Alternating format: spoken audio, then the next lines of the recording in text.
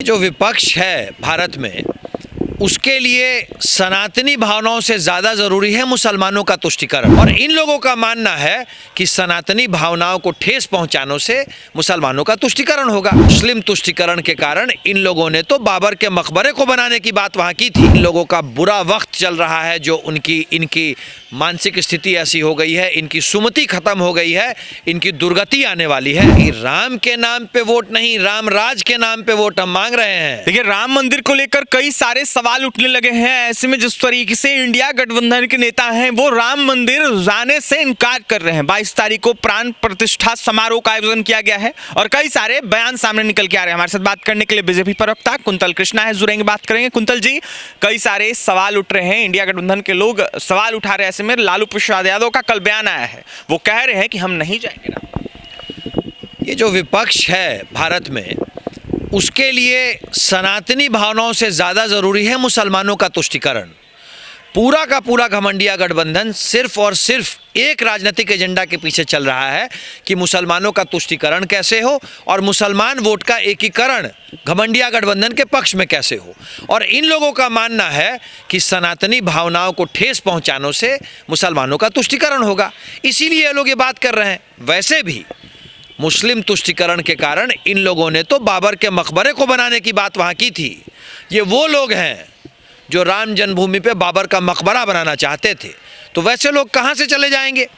और सबसे बड़ी बात, राम जिसे बुलाएंगे वही वहाँ जाएगा। इन लोगों का बुरा वक्त चल रहा है, जो इनकी मानसिक स्थिति ऐसी हो गई है, इनकी सुमति खत्म हो गई है, इनकी दुर्गति आने वाली है, इसीलिए इन लोगों के दिमाग में ये बात आ रही है। और राम मंदिर आज के दिन में सिर्फ हिंदू आस्था का मसला नहीं है। राम मंदिर भारत की अस्मिता का सवाल है, एक राष्ट्रीय आस्था का मामला है। और राष्ट्रीय आस्था का विरोध करना तो राष्ट्र का विरोध करना है। लगातार कहा जा रहा है कि वोट लेने की राम के नाम पर कोशिश की जा रही है बीजेपी के द्वारा। भाई, राम के नाम पे वोट नहीं, राम राज के नाम पे वोट हम मांग रहे हैं। माननीय नरेंद्र मोदी जी के आने के बाद जिस राम राज्य की परिकल्पना होती थी, चाहे वो गांधी जी ने किया या किसी ने किया, उस राम राज्य में अंतिम व्यक्ति तक खुशहाली पहुंचानी होती थी। और माननीय नरेंद्र मोदी जी के नेतृत्व में भारतीय जनता पार्टी की सरकार ने इस देश के अंतिम व्यक्ति तक खुशहाली पहुंचा दी है। अंत्योदय की जो परिकल्पना की थी हमारे पूर्वजों ने, उस अंत्योदय की परिकल्पना को माननीय नरेंद्र मोदी जी के नेतृत्व में पूरा किया जा रहा है। एडवर्टीजमेंट का भी आरोप लग रहा है, कहा जा रहा है कि राम के नाम पर ये लोग एडवर्टीजमेंट कर रहे हैं 24 चुनाव को देखते। भाई, अब जिनकी बुद्धि भ्रष्ट हो गई हो उनके विषय में मैं क्या कहूं। राम तो सबके दिल में बसते हैं, उनको किसी जगह एडवर्टाइज करने की जरूरत नहीं है। प्रभु श्री राम भारत ही नहीं, प्रभु श्री राम तो विश्व में है, विश्व में हर जगह है। और पूरे विश्व का सनातनी हिंदू, पूरे विश्व का सनातनी इस पर्व को अपने जीवन के सबसे बड़े पर्व की तरह मना रहा है।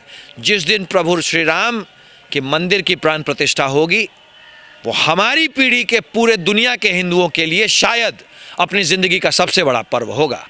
देखिए, जिस तरीके से प्राण प्रतिष्ठा समारोह होगा वो कहीं ना कहीं तमाम लोगों के प्रति बड़ा विषय होगा। और कहीं ना कहीं देखा जाए तो राम मंदिर एक इतिहास बनेगा। वहीं क्या कुछ कह रहे थे कुंतल कृष्णा, बीजेपी प्रवक्ता, आपने सुना है राम मंदिर को लेकर ऐसे में तुष्टीकरण का आरोप लगा रहे थे इंडिया गठबंधन पर। वहीं क्या कुछ कह रहे थे आपने सुना है। और भी तमाम खबरों के लिए NBC 24 के साथ बना रहे पटना से सहयोगी अमित के साथ अभिषेक।